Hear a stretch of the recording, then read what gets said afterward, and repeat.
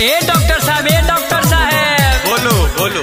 देखी ना हमार बेटिया तो खाने नहीं के खा टिकटॉक बनाती थी। हाँ अच्छा तो इसका टिकटॉक ये बीमारी न पकड़ा है। अच्छा टिकटॉक ये बीमारी कहा डॉक्टर साहब? आजकल यही सब मरीजे आ रहा है मेरे पास। देखिए ना तो ये लेटा हुआ है। अच्छा जो हमारा बेटिया के मुंह पर छाइयो होता।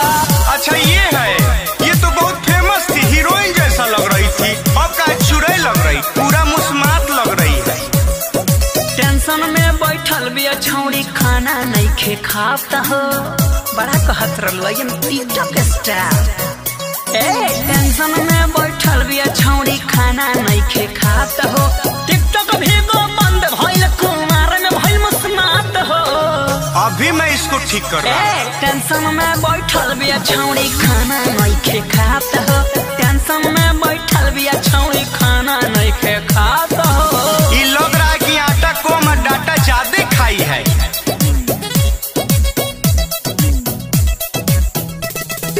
रोतिया पीटी पीट छाती, अच्छा लागत रही दाती, छूटल कर हीरोइन बनल छूटल साथी संघाती। अरे 555 का डाटा ले लीजिए। बंद भइला एकर कमाई, दूसर धंधा कर लेगी। अब कैसे पैसा उड़ाई?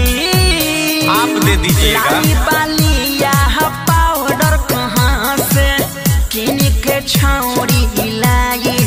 कोई बॉयफ्रेंड नहीं है इसका? अरे इसको शशिलाल यादव का वीडियो दिखाइए। तो कभी गो बंद भइल छौड़ी भइल समात हो, टेंशन में बैठल बिया छौड़ी खाना नहीं खे खात हो, टिकटॉक भी गो बंद भइल छौड़ी भइल मुस्मात हो। अरे मुस्मात मुस्मात बोल रहे हैं, कुआर में कैसे मुस्मात होगी? अरे आपको मालूम नहीं ना है? अरे भीगो टिकटॉक ये ढेर यार भतारे कर लो सो।